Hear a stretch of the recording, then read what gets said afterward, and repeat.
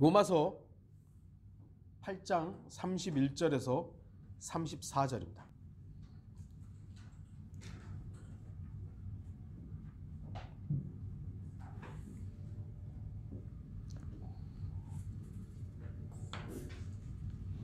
로마서 8장 31절에서 34절입니다.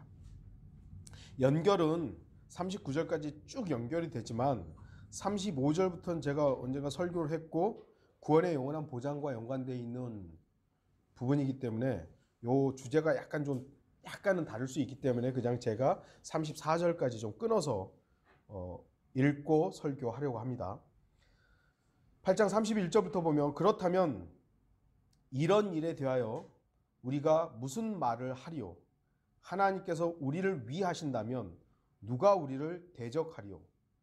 자기 아들을 아끼지 아니하시고 우리 모든 사람을 위하여 내어주신 분이 어찌 그 아들과 함께 또한 모든 것을 우리에게 값없이 주시지 아니하겠느냐?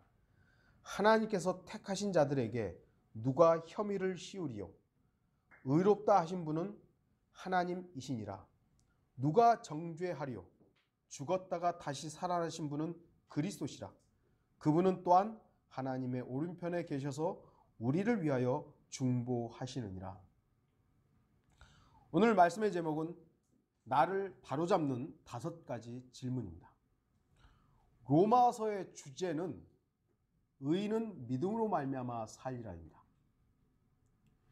그렇다면 의인은 믿음으로 사는 것인데 이 의인은 도대체 누가 의인이 되는 것인가? 죄인이 의인이 되어야 되는 것이죠. 그런데 이 죄인이 어떻게 의인이 되는 것인가? 믿음이죠. 믿음으로 의롭게 되는 것이에요. 그럼 의롭게 되는 것은 오직 믿음으로만 의롭게 되는데 그 의로움을 어떻게 유지할 것인가를 맨날 우리가 싸우는 것입니다. 그것 때문에. 오늘 바로 그것 때문에 염려하고 힘들어하는 사람들에게 이런 질문을 하는 것입니다. 나는 믿음으로 의롭게 됐는데 도대체 이 의를 어떻게 지켜야 하는 것인가를 고민하는 부분에 대해서 살펴보는 것입니다. 오늘 본문 31절에서 34절까지는 5번의 질문이 등장하고요. 35절에도 2번의 질문이 더 등장하지만 제가 좀 전에도 말씀드렸듯이 35절부터는 약간의 연결되지만 주제를 달리 볼 수 있기 때문에 제가 34절까지 끊어서 말씀을 드리는 것입니다. 어떤 사람들은 이 5가지 질문 중에 처음 3가지는 하나님에 대한 사랑, 하나님의 사랑에 대한 것이고 나머지는 그리스도의 사랑에 대한 부분이라고 구분하기도 합니다. 하지만 굳이 구별할 필요는 없습니다. 왜냐하면 예수 그리스도의 사랑의 근원은 아버지 하나님의 사랑과 같은 것이기 때문입니다. 예수 그리스도께서 우리를 사랑하시는 그 사랑은 아버지 하나님 자신의 사랑이 예수 그리스도를 통해서 정확하게 드러났기 때문입니다. 로마서 5장 8절에 우리가 아직 죄인이었을 때 그리스도께서 우리를 위하여 죽으심으로써 하나님께서는 우리를 향한 그의 사랑을 나타내셨느니라. 그리스도를 통해서 하나님의 사랑을 나타내신 것입니다. 성경은 아버지 하나님의 사랑과 아들 하나님의 사랑을 구분하지 않고 동일하게 말씀합니다. 아버지 하나님의 사랑이 아들 하나님을 통해서 나타난 것이기 때문입니다. 로마서에는 많은 질문이 나옵니다. 로마서 8장까지 47번의 물음표가 사용됩니다. 계속 질문합니다. 계속. 유독 사도 바울의 서신서에는 질문들이 많이 등장합니다. 이것은 사도 바울의 기록의 특징이기도 하지만 성령 하나님께서 사도 바울을 통해 자신의 계시를 사람들에게 전달하는 한 방식이기도 했습니다. 그냥 일방적으로 전달하는 것보다 질문을 통해서 대상자가 대답을 하면 더 생각하게 되고 그 질문에 대해서 신중한 자세를 가질 수 있기 때문입니다. 일방적으로 1 더하기 1은 2야? 라고 가르치는 것이 아니라 1 더하기 1은 뭐지? 라고 물어보면 그걸 한번 생각하잖아요. 생각하고 스스로 풀어서 그것을 대답함으로 인해서 더 오래 기억할 수 있기 때문입니다. 오늘 본문의 질문들은 그리스도인들이 육신의 문제들로 인해 고통당하거나 5절부터 13절의 그 부분들이고요. 외적인 요인들로 인해 속으로 신음할 때 18절에서 25절이 그 내용들이고요. 자기 스스로에게 할 수 있는 질문이어야 합니다. 여기 있는 분들 다 구원 받으셨습니까? 네, 구원 받으셨지만 여전히 육신의 문제들로 인해서 갈등하면서 살고 있습니다.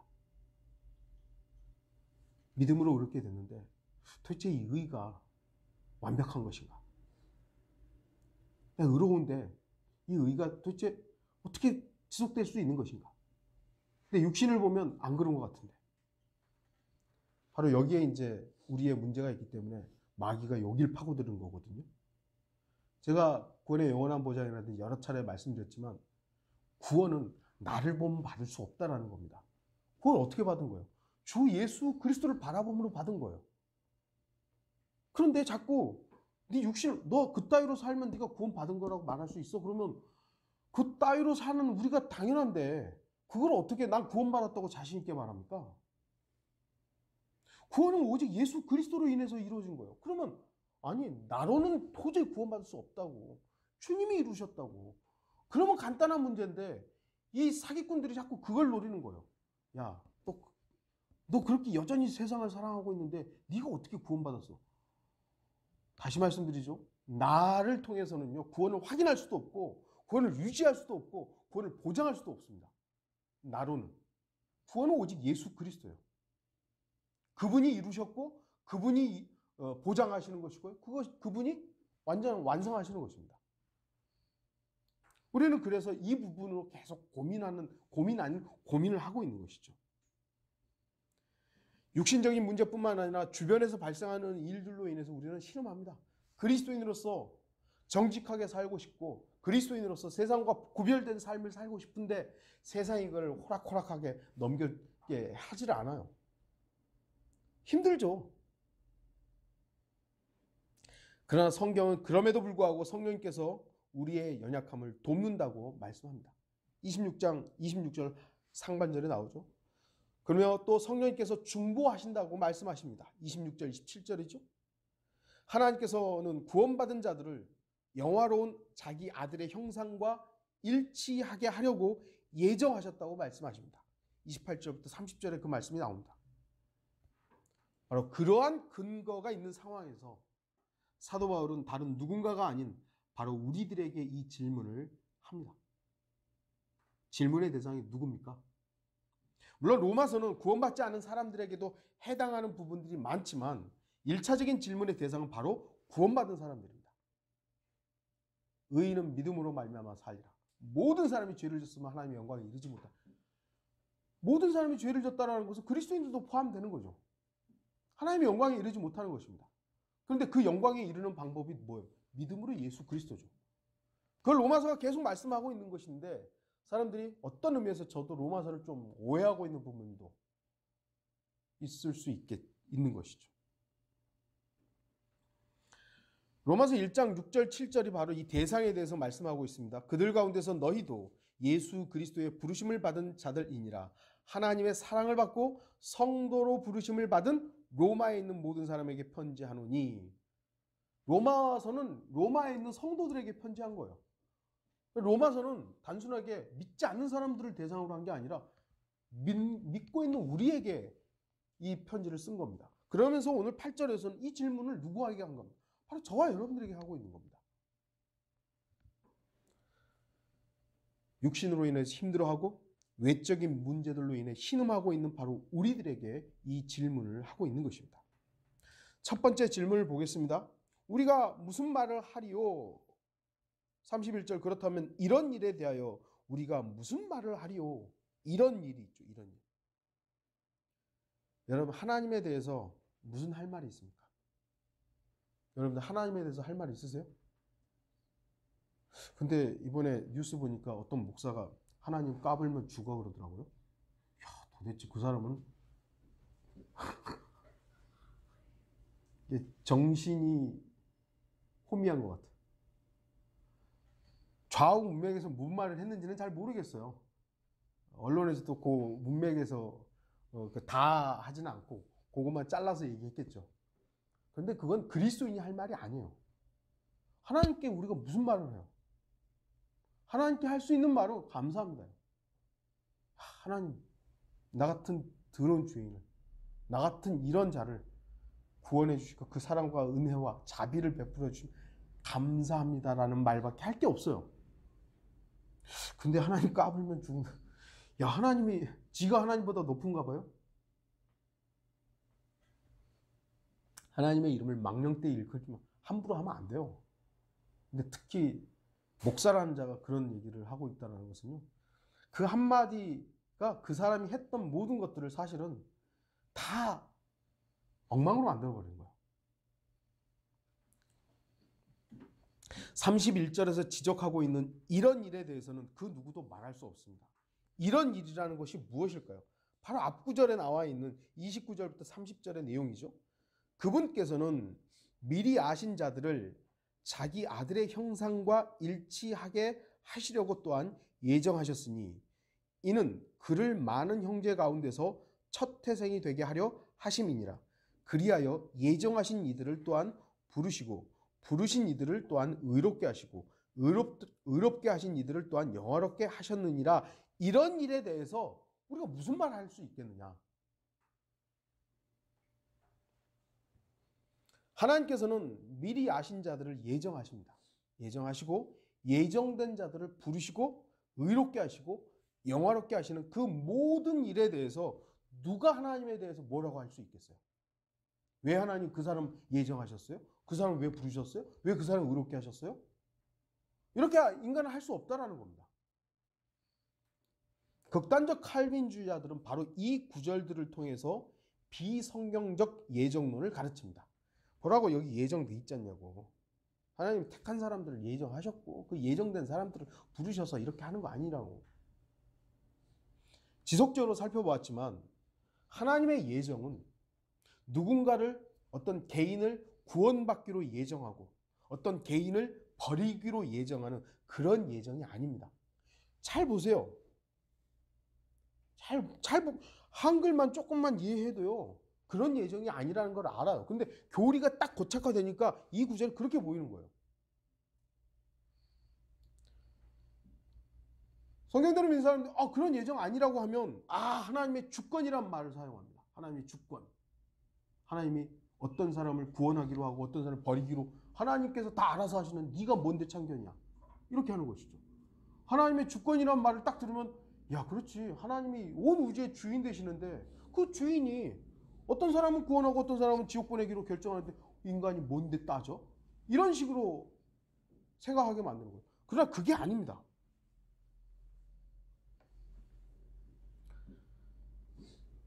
성경에는요, 하나님의 주권적인 하나님이란 단어는 없습니다. 물론 성경에 없는 단어라고 해도 성경적인 단어들이 있죠. 삼위일체라는 단어 성경에 없지만 우리는 그 단어를 성경적으로 받아들이죠. 천년왕국이라는 단어도 없지만 요한계시록을 통해서 천년왕국을 우리가 성경적으로 받아들여요. 하나님의 주권이라는 성경에 없어요. 하지만 하나님이 온 우주의 창조자 되시는 그 하나님의 권위와 권한은 있죠. 그러나 극단적 칼빈주의자들이 말하는 하나님이 모든 걸 자기 마음대로 하는 그런 폭군 하나님은 없는 거예요. 우리는 하나님께서 하시는 이런 일, 어떤 게 예정됐냐면 자기 아들의 형상과 일치하게 하시는 이 예정이죠. 하나님이 예정해놨어요. 뭘요? 예수 그리스도를 믿는 사람을 자기 아들의 예수 그리스도와 일치하게 하는 이 일을 예정하셨어요. 누가 믿을지에 대해서 하나님은 전능하신 분이니까 미리 알 수는 있죠. 미리 알 수는 있지만 다 정해놓은 게 아니에요.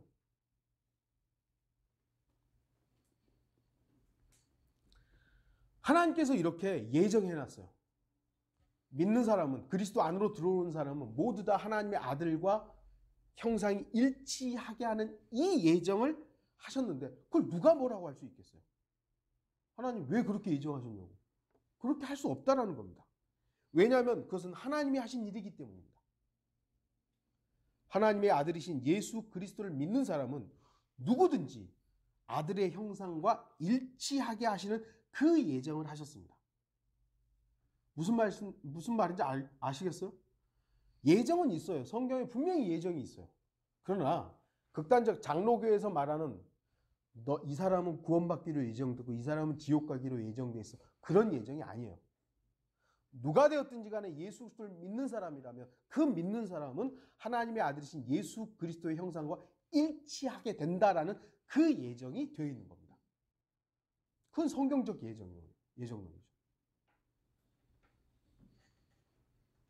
이렇게 하나님께서 예정하신 일에 대해서 누가 간섭할 수 있겠습니까?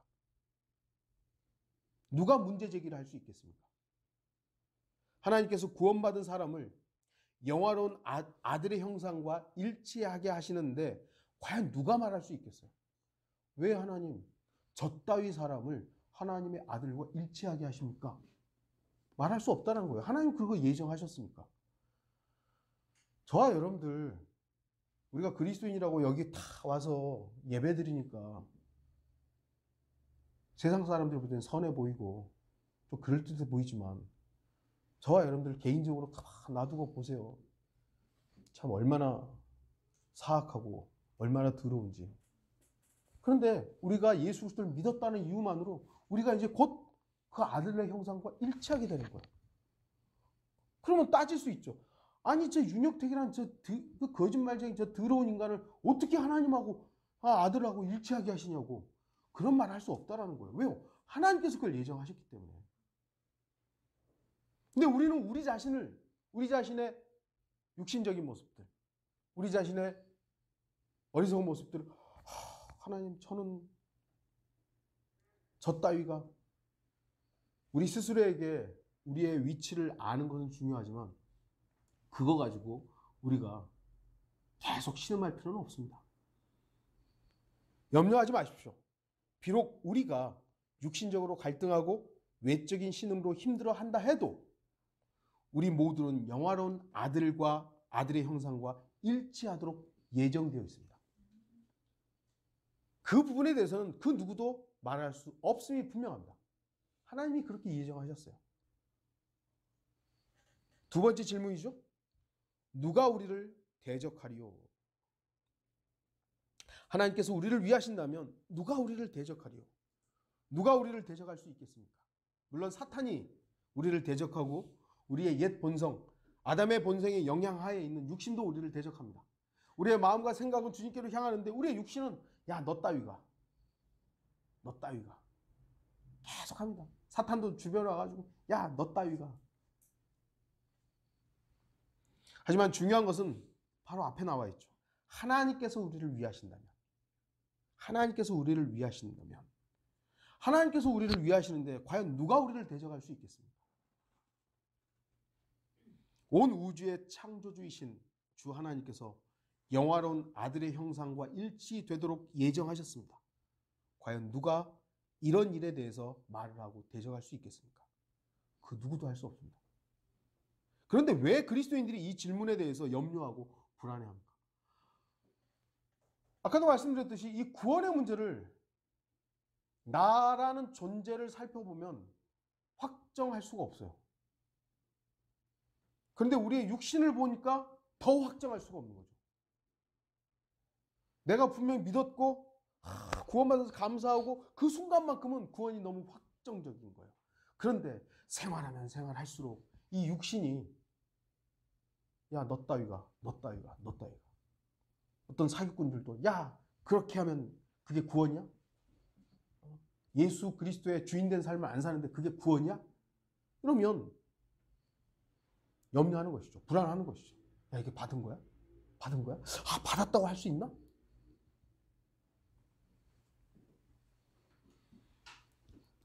근데 성경이 말씀하는 것이죠. 누가 대적하냐고. 그럼에도 불구하고 불안하다면 다음 질문에 우리가 주목해야 됩니다. 32절 보십시오. 32절. 맨 밑에 32절 맨 마지막. 우리에게 값없이 주시지 아니하겠느냐? 값없이 주시지 아니하겠느냐? 아들 하나님은 온 우주 만물을 창조하신 창조주시죠. 우주를 창조한 건 하나님이시죠. 그럼 삼위일체 하나님의 역할이 하나로서 우주를 창조하신 겁니다. 성령님 따로, 아들 하나님 따로, 아버지 하나님 따로가 아니라 주 하나님으로서 그걸 실행하는 모든 것에서 아들 하나님께서 하신 것이죠. 창조주세요. 아버지 하나님께서는 그 아들을 죄인인 우리를 위해서, 나를 위해서 주셨습니다. 아들을 주셨는데 더 이상 뭐가 아깝겠습니까? 종교 다원론자들은 신은 다 똑같다. 하나다. 신은 하나다. 맞죠? 그거는. 틀린 말이 아니에요. 신은 여럿이 아니라 한 분이세요. 그런데 그 한 신을 찾아가는 방법이 다르다. 불교는 산을 등반하는 것과 연관을 시켜서 얘기를 하죠. 불교는 저쪽에서 올라와서 결국 여기서 하나님 만나고, 기독교는 이쪽으로 가고, 이슬람은 이쪽으로 가고, 다 결국 가다 보면 정상에서 다 만난다. 종교는 하나다. 그럴듯하죠? 여러분 그런 질문할 때 여러분 뭐라 그러세요?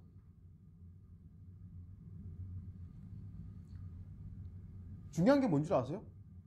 거기 계셨던 분이 내려오셨다는 겁니다. 그 위에 계셨던 아버지 하나님이 아들 하나님으로 내려와서 여기 이 땅에서 지금 인간들에게 구원의 길을 선포하는데 계속 인간들은 저 엉뚱한 저쪽을 향해서 가고 있는 거예요. 위로. 지 방법들대로. 그 아들 하나님이 내려오셔서 인간에게 내가 너희를 사랑했다고 하면 그 하나님을 잡으면 당연히 그분과 우리가 거기 있는 건데, 그렇지 않고 그 아들 하나님 무시해버리고 계속 위로만 가고 있는 거예요. 위로만. 자기 고생이랑 고생을 다 하면서. 그게 기독교와 다른 종교와 다른 점입니다. 다른 종교들은 끝을 향해서 계속 가고 있지만 기독교는 그 아들을 하나님이 땅에 내려오신 거예요. 우리는 그분을 믿는 것이고. 어리석게 위를 향해서 가지 마십시오. 아들 하나님이 이 땅에 내려오신 예수 그리스도를 믿으면 우리는 거기에 있는 겁니다. 아들을 주신 거예요. 그 아들을. 하나님께서 아브라함을 왜 그토록 높이시고 칭찬하셨고 아브라함의 약속을 왜 그렇게 소중히 여기셨겠습니까? 그 이유는 간단하죠. 아브라함은 자기의 사랑하는 독자 아들까지도 아끼지 않고 주 하나님께 드렸기 때문입니다. 창세기 22장 12절에 내가 내 아들 내 독자라도 내게 아끼지 아니하였으니 나는 이제 내가 하나님을 두려워하는 줄 아노라. 사랑하는 독자 아브라함에게는 어찌 보면 100살 때 얻은 그 아들이 전부였죠. 근데 그 아들을 아끼지 아니하고 내어드린 거예요. 그러니까 하나님은 아신 거예요. 그 마음이 내 마음이다. 그 마음이 내 마음이다. 그래서 하나님께서 준비하신 거잖아요. 아버지 하나님께서는 자기 아들을 아끼지 아니하시고 우리 모든 사람을 위해 내어주셨다고 말씀합니다. 주목하십시오. 모든 사람입니다. 모든 사람을 위해서 내어주신 것입니다. 선택된 사람들이 아닙니다. 선택된 몇몇이 아니에요. 저도 장로교인이었을 땐 예정론이 사실은 되게 신학교 가서도 헷갈리고 전도사 돼가지고 청년들한테 가르치는데도 예정론에 확신이 없었어요. 다 예정됐다 그러는데 그러면 내가 예정됐는지 안 됐는지 어떻게 아는 거예요? 지금 내가 예수님 믿고 있잖아. 내가 예수님을 잘 믿고 있는 이것을 보면 넌 예정된 거야. 이거죠. 그런데 믿다가 소위 말해서 교회 안 나오고 이제 믿음 생활 안 해요. 거봐, 넌 예정 안 됐으니까 그래. 도대체 뭐가 맞는 거예요? 그런데도 불구하고 그 장로교 교리가 한국을 거의 점령하고 있는 거예요. 성경적인 바른 예정을 아무리 외쳐도 칼빈주의 비성경적이다라고 해도 오히려 그걸 지적하는 사람들이 이단이 되어버린 거예요. 모든 사람을 위해서 주셨습니다. 그래서 모든 사람을 위해서 자기 아들을 주셨기 때문에 모든 것을 값없이 주실 수 있는 겁니다. 그 모든 게 뭐예요? 의예요. 의. 우리가 뭐 기도하면 모든 걸 다 이루어주신다는 그 모든 것을 값없이 준다는 것이 아니라 아들의 모든 의를, 완벽한 의잖아요. 그 모든 걸 우리한테 값없이 주신 것이에요. 그래서 우리가 의인이 된 겁니다. 구원받았고 영화로운 아들의 형상과 일치되도록 예정되었으며 우리를 대적할 자도 없는데 뭐가 염려되십니까? 여러분들은 더 이상 이제 구원에 대해서 구원 받았다 안 받았다를 가지고 염려하는 분은 없으리라 생각해요. 제가 미국에서 다시 돌아와서 1년 넘도록 그 부분을 몇 차례에 대해서 설교했고 여러분과 다시 만나서 계속 설교하고 그러면서 몇 차례를 이 부분에서 계속 설교를 했습니다. 물론 혹시 여러분 가운데 구원 못 받은 분이 있다면 구원 받아야 되죠. 근데 이미 개인의 구주로 영접하고 그 구원을 값없이 받았음에도 불구하고 이 구원을 흔들흔들 하고 있다면 여러분 자신이 아니라 예수 그리스도를 확인하세요. 내 안에 그분이 계시는 것입니다. 여러분의 삶을 보라는 게 아니에요. 아, 내가 이렇게 살았기 때문에 예수님이 내 안에 있구나. 아니요. 우리가 아직 죄인이었을 때 하나님은 여러분을, 저를 사랑하셨어요. 우리가 어떠함과는 상관없이 그분이 내 안에 계시다면 그분이 나를 구원하신 거죠. 그런데 우리는 아까도 말씀드렸죠. 이게 내가 보니까, 나라는 존재를 보니까 내가 의인이 아닌 것 같아요. 근데 성경은 뭐라는 거예요? 아들을 값없이 주셨기 때문에 모든 것, 그분의 의를 우리한테 그냥 다 주시는 거예요. 값없이 주시는 겁니다. 우리는 가끔 아버지께서 주시지 않는다고 불평하고 속상할 때가 있죠. 하지만 가만히 살펴보면 아버지께서는 우리들의 모든 요구를 이미 응답하셨습니다. 그리고 주시지 않는 이유가 있습니다. 또한 아버지께서 자신의 뜻대로 그 시기를 가늠하고 있을 것입니다. 제가, 제 친구가 저한테 전화 와가지고 이제 좀 힘들다고 얘기를 하더라고요. 그래서 뭐 힘들면 힘들다고 주님께 얘기하라고. 그런데 우리가 정말 힘들까? 우리가 지금 이 땅에서 믿음 생활하는 게 정말 힘든 건가?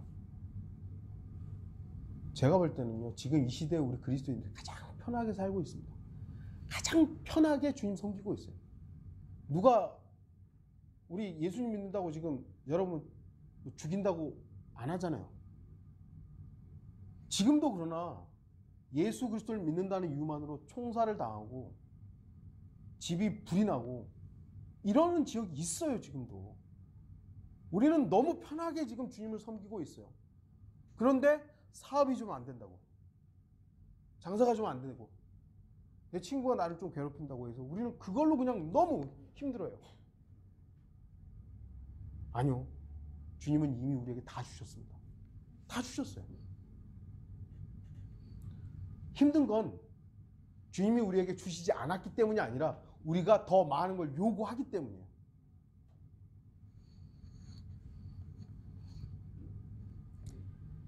아버지께서 자신의 뜻대로 그 시기를 가늠하고 우리에게 줄 부분들은 주시고 주시지 않는 것들은 안 주세요. 이미 응답하셨습니다. 아버지 하나님께서는 우리들을 위해 모든 것에 대해 이미 응답하셨음을 우리가 알아야 됩니다. 물론 은사주의자들이 말하는 것처럼 구하기만 하면 모든 것이 다 이루어진다라는 것은 아니죠. 그러나 우리가, 저와 여러분들이 구하면 아버지는 다 주십니다. 하지만 아버지 하나님께서는 아들 하나님을 우리를 위해 아끼지 않고 주셨는데 뭘 아까워서 안 주시겠어요? 우리가 요구하는 것을 다 주십니다. 단지 내가 요구하는 대로가 아니니까 문제이긴 합니다만, 문제는 우리들의 염려와 걱정과 신뢰하지 못하는 불신입니다. 그리고 나의 육신적 욕망이 잘못된 것들을 구하기 때문에 하나님께서 안 들어주신 것이죠. 네 번째 질문을 좀 보도록 하겠습니다. 33절, 하나님께서 택하신 자들을 누가 혐의를 씌우리요. 혐의를 씌운다는 것은 덮어 씌운다는 것이고요, 고소한다는 거예요. 사탄은 우리에 대해서 항상 혐의를 덮어 씌우고 고소합니다.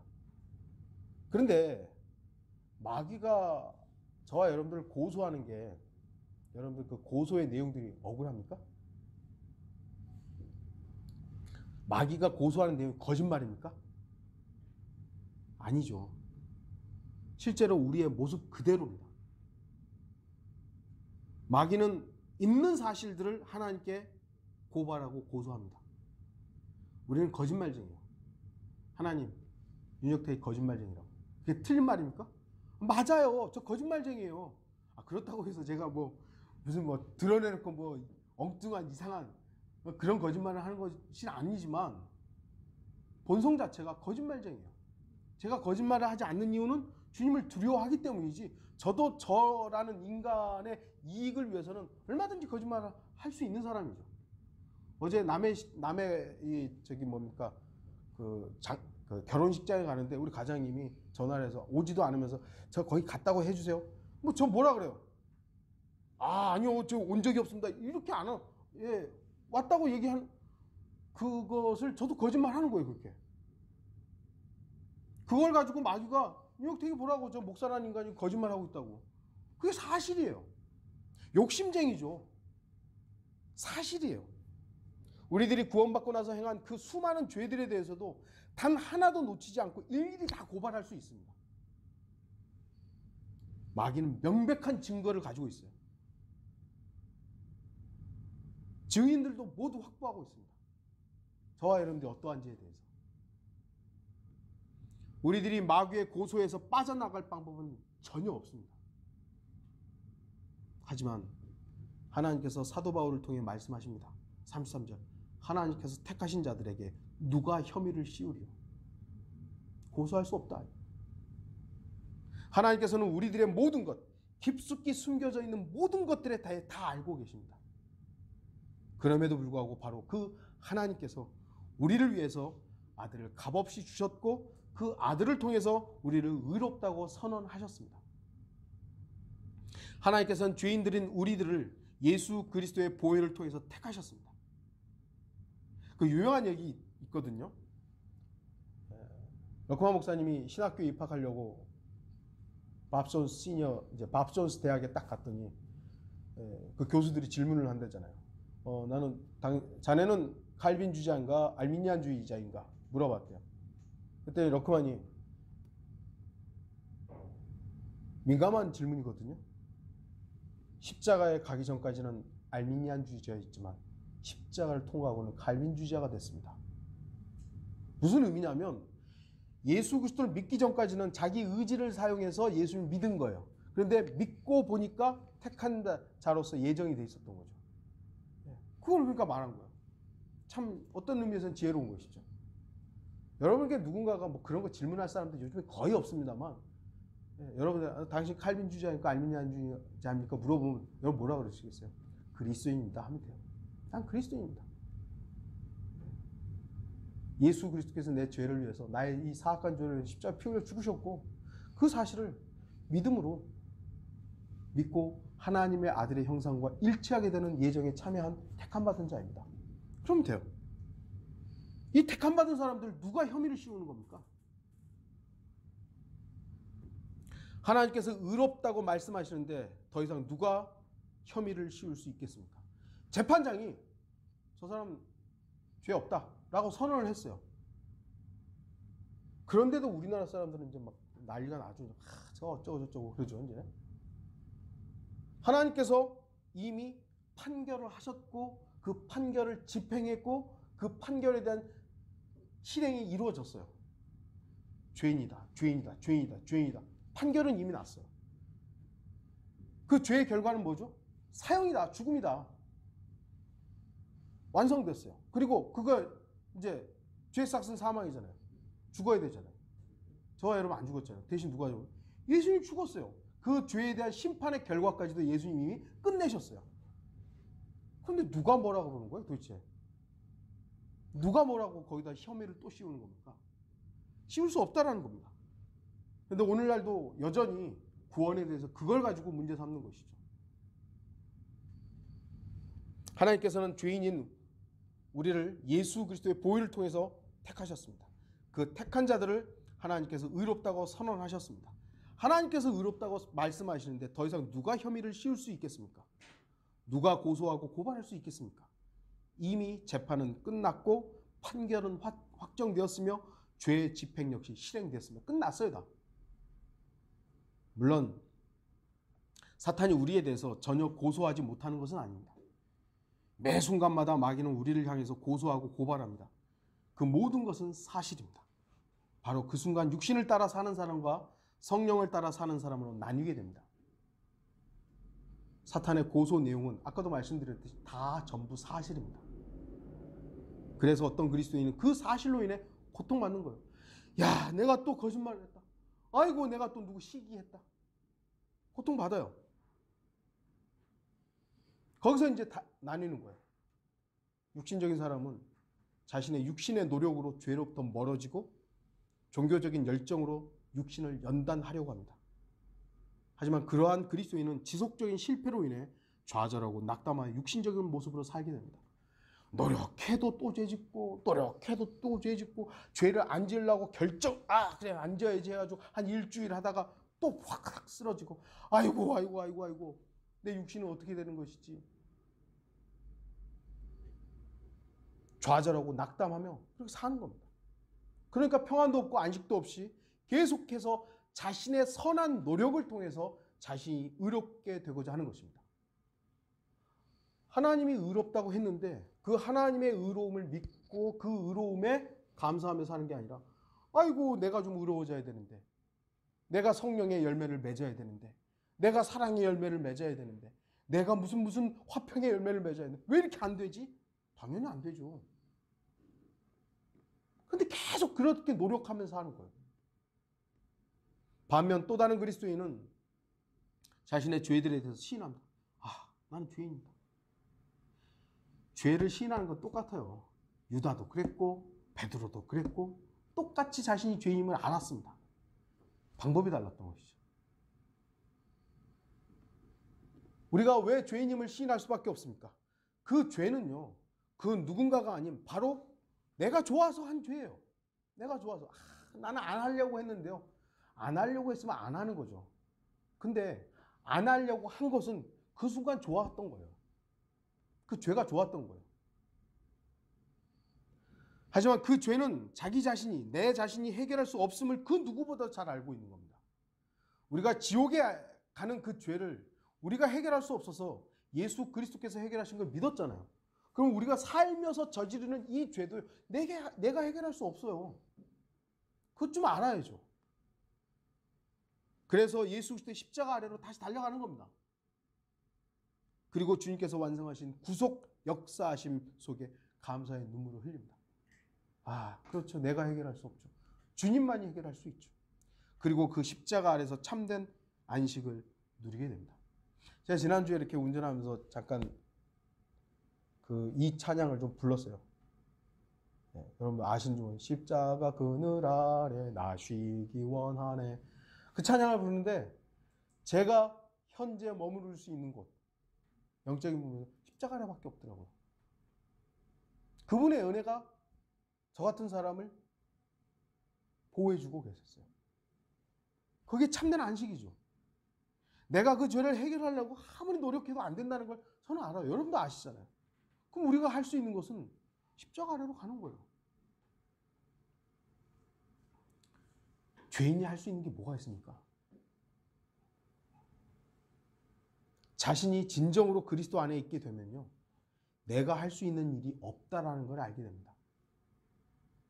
우리가 정말 그리스도 안으로 싹 들어가면요, 내가 할 수 있는 건 없구나. 그걸 알아요. 그냥 주 예수 그리스도께서 완성하신 구원의 역사 속에서 그 역사를 믿고 안식합니다. 안식하며 살다 보니까 내 삶이 의도치 않게 변화되는 거예요. 내 육신은 그렇게 안 살려고 하는데 그리스도 안에 있다 보니까 자연적인 부분에서 변화된 삶을 살고 있더라고요. 그건 내 힘으로 되는 게 아니잖아요.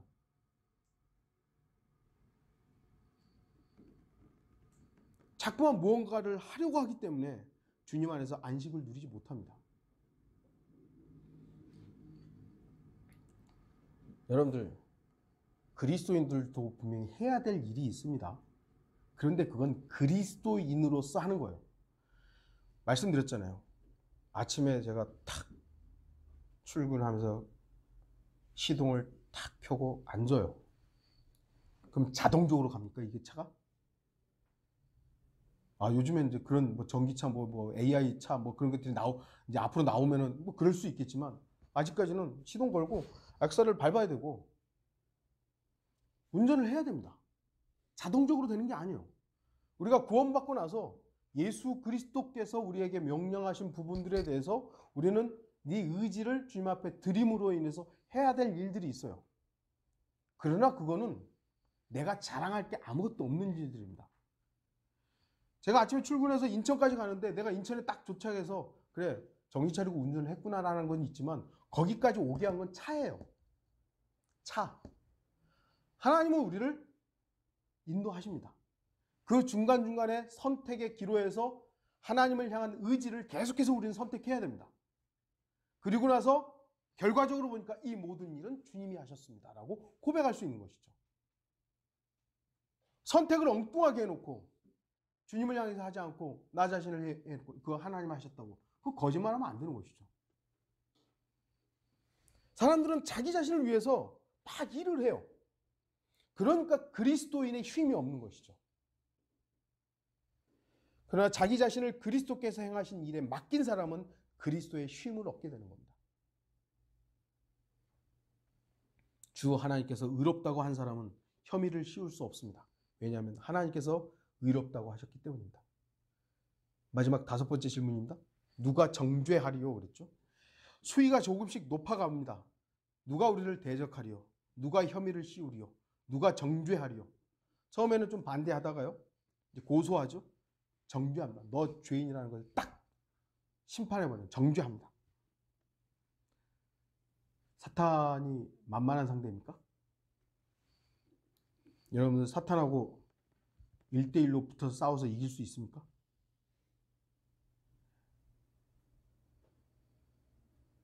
우리 그리스도인들이 구원받았다고 해서 사탄을 쉽게 이길 수 있다라고 착각해서는 안 됩니다. 사탄 우리가 못 이깁니다. 우리는 못 이겨요. 야고보서에서 분명히 마귀를 대적하라 그랬죠. 대적해요. 그럼 마귀가 돌아서서 도망간다고. 그런데 우리가 그 대적하는 것은 나의 개인적인 것이 아니라 내 뒤에 계신 분 때문이죠. 마귀는 처음 사람 아담과 이브를 쓰러뜨릴 만큼 치밀하고 교묘하고 강력했습니다. 아담과 이브는 죄가 없는 사람들이었어요. 그런데도 넘어갔어요. 완벽한 사람들이었는데. 저와 여러분들은 무슨 뚝심이 있다고 마귀를 이겨내겠어요. 인간으로서 유일하게 마귀하고 1대1로 싸워서 이기신 분이 주님밖에 없어요. 마귀는 예수 그리스도만큼이나 우리에 대해서 나에 대해서 잘 알고 있습니다. 그래서 우리들의 죄에 대해서 판결을 내릴 만큼 정확합니다. 하나님께서 저와 여러분을 알고 판결을 내리는 만큼 마귀도 저와 여러분에 대해 정확한 판결을 내릴 수 있어요. 죄의 싹은 사망이라는 것쯤은 사탄도 잘 알고 있습니다. 그렇기 때문에 마귀는 우리의 죄의 결과에 대해서 무엇인지에 대해 판결을 내릴 수 있습니다. 너 죄이니까 죽어. 그게 합당한 판결이에요. 하나님뿐만 아니라 마귀도 내릴 수 있는 합당한 판결입니다. 정죄하는 것입니다. 그러나 성경은 누가 정죄하리요 그러는 거죠. 누가 정죄하리요? 죽었다가 다시 살아나신 분이 그리스도라고 말씀합니다. 무슨 얘기입니까? 죄의 싹은 사망이라는 정죄를 하고 판결을 내릴 수 있어요. 그런데 성경은 뭐라면 이미 죄의 싹은 지불되었다 이겁니다. 죽었다가 살아나신 분이 그리스도라고. 네가 정죄를 해도 죽었다가 이미 죄의 값이 지불되었다라는 것을 지불되는데 뭘 정죄를 해? 이렇게 말하는 것이죠. 죄의 결과 곧 정죄에 대한 심판이 이미 집행되었습니다. 더욱이 우리의 주님께서는 하나님의 오른편에 계셔서 우리를 위하여 중보하시느니라. 이 얼마나 놀라운 사실입니까? 또한이란 부분은 두 가지로 볼 수 있는데요. 주님께서는 32절에서 자기 아들을 아끼지 아니하시고 우리 모든 사람을 위하여 내어주신 분이라고 했을 때 주님께서는 온전한 순종의 모습을 보이셨습니다. 그리고 또한 부활하셔서 하나님의 오른편에 계셔서 우리를 위하여 중보하십니다. 26절에서 성령님께서 중보하시는 부분이 나오죠. 로마서 8장 전체에는 성령의 사역이 주를 이루고 있습니다. 그렇기 때문에 34절에서 또한이란 부분은 성령님의 중보, 그리고 또한 예수 그리스도께서 중보하신다는 겁니다. 성령 하나님만이 우리를 위해서 중보하시는 것이 아니라 그 아들 하나님, 이미 죄의 심판을, 정죄를 이미 다 하셨던, 먼저 다 이행하셨던, 실행하셨던 그분이 또한 우리를 중보하신다는 것이죠. 그 아무리 정죄하고 심판한다고 해도 우리의 죄의 값을 지불하시고 우리를 위해 중보하시는 분이 계시는 한 우리는 정죄받을 수 없습니다. 일사부재리의 원칙이라고 그러잖아요. 한번 심판받은 부분에 대해서 다시 죄를 묻지 않는다는 겁니다. 우리는 지옥에 갈 모든 죄에 대해서 아들 하나님께서 이미 다 지불을 하셨어요. 그 부분에 대해서 우리는 다시 정죄받을 수가 없습니다. 내가 비록 육신적으로 엉뚱하게 살고, 엉뚱하게 살란 말은 아니지만 우리의 육신은 여전히 죄와 육신으로 연약해 있으니까 그 부분으로 인해서 우리는 다시 심판받지 않는다는 겁니다. 사탄의 정죄는 이미 그 효력을 잃었습니다. 질문들이 바로 그것입니다. 결론을 좀 맺겠습니다. 하나님께서 구원받은 자들을 영화로운 아들의 형상과 일치하도록 예정하셨습니다.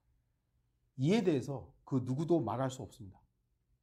또한 하나님께서 우리를 위하시는데 누가 우리를 대적할 수 있겠습니까?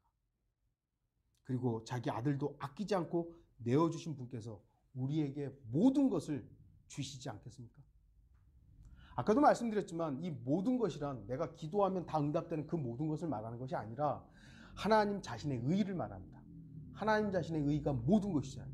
그걸 왜 하나님께서 아끼면서 주시지 않겠느냐? 준다. 그러니까 너의 육신의 문제로 의롭다 아니다를 결정하지 말라는 겁니다. 아들을 주셨던 그분이 그분의 의를 우리에게 줄 거니까 의인이다. 너는 의인이다. 하나님께서 우리를 의롭다고 하셨기 때문에 그 누구도 혐의를 씌울 수 없습니다. 더욱이 죄의 결과에 대해서 그 누구도 정죄할 수 없는 이유가 분명한데 그것은 바로 주 예수 그리스도께서 우리를 위해서, 나를 위해서 죽었다가 살아나셨고 또한 하나님의 오른편에서 우리를 위해, 나를 위해 지금도 중보하시기 때문입니다. 하나님께서 우리를 구원하신 목적이 무엇일까요? 저와 여러분을 왜 구원하셨습니까? 여러 가지 또 말할 수 있겠습니다만 히브리서 2장 15절에서는 또 죽음을 두려워함으로 평생을 노예로 속박되어 있는 자들을 놓아주시려 함이니라. 인간의 연약함은 죽음을 두려워하면서 사는 겁니다. 요즘에 반성경적으로, 비성경적으로 well dying 해가지고 잘 죽자. 옛날에 사람들이 막 죽음이 두려워가지고 덜덜덜 떨었는데 그러지 말고 죽음? 그냥 이별이다. 죽음 뒤에 있는 하나님 심판을 잊어버리게 만드는 겁니다. 그래서 평안하게 죽는 사람들도 실제로 있어요. 사람들은 그거를 보라고 참 저 사람이 잘 죽었다고. 그 뒤에 있는 심판을 알려주지 않으니까 사람들이 잘 죽는 것에 대해서 이제는 격려하고 칭찬하고 있는 것이죠. 아니요. 사람은 죽음을 두려워해야 됩니다. 물론 구원받은 그리스도인들이 죽음을 두려워해야 될 이유는 없지만 여러분 주위에 있는 사람들이 죽음을 두려워하지 않고 있다면 여러분들 알려줘야 돼요. 그 죽음으로 끝난다고 생각하세요? 다 죽은 뒤에 뭐가 있냐고. 아무도 안 가보지 않았냐고. 안 가본 그 일을 성경에서 기록해놨잖아요. 그 뒤에 무슨 일이 있는지. 우리는 평생을 노예로 속박되어 있는 그 부분을 하나님이 해결하신 겁니다. 더 이상 죽음으로 인해서 속박되지 말라고. 우리들이 여전히 죄들로 인해 속박된 삶을 산다면 이 얼마나 어리석은 것입니까? 저와 여러분 육신적입니다. 그래서 죄를 짓습니다. 근데 그 죄를 짓는다는 것 때문에 내 구원이 취소될 것이라는 염려하지 말라는 겁니다. 이미 우리는 의롭게 되었고 혐의를 씌울 수 없고 아무도 정죄할 수 없는 것이에요. 육신적인 갈등 등을 외부적인 것들로 인해 신음하지 말라는 것입니다. 그래서 나를 바로잡는 질문인 것입니다. 혹여 우리가 육신적인 부분들 때문에 흔들 하고 있다면 바로잡아야죠. 말씀으로서. 오늘 우리는 본문 31절부터 34절의 질문을 스스로에게 해봐야 할 것입니다. 우리는 아들의 형상과 일치하도록 예정되어 있습니다. 그것은 우리가 어떤 상태이든지 상관없습니다. 신분의 문제이지 상태의 문제가 아니기 때문이다. 그 누구도 이에 대해서 간섭할 수 없고 이유를 제기할 수 없습니다. 하나님께서 우리들을 위하고 계시기 때문입니다. 그 누구도 대적할 수 없습니다. 우리는 하나님의 택함 받은 사람들이기 때문입니다. 하나님께서 우리를 의롭다고 선언하셨습니다. 그 누구도 혐의를 씌우지 못합니다. 고소 고발을 한다 해도 하나님께서는 우리를 의롭다고 하셨습니다. 누가 우리를 정죄해서 죄의 형벌을 받게 할 수도 없습니다. 아무도 그렇게 할 수 없습니다.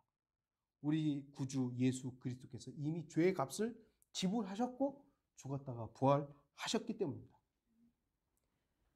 이제 더 이상의 정죄는 있을 수 없습니다. 더욱이 바로 우리의 연약함을 위해서 성령 하나님뿐만 아니라 예수 그리스도께서도 중보하고 계십니다. 우리는 주님 안에서만 안식하고 평안을 누리면 됩니다. 믿음의 흔들림이 있을 때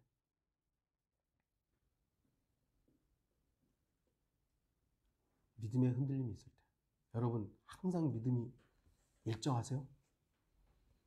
다 흔들립니다. 바로 이 질문을 스스로에게 해보십시오. 그리고 그 분명한 답을 성경을 통해서 배워서 주 하나님이신 주 예수 그리스도께 영광을 돌리는 그런 성도들이 되기를 바라는 것입니다. 다 같이 기도하겠습니다.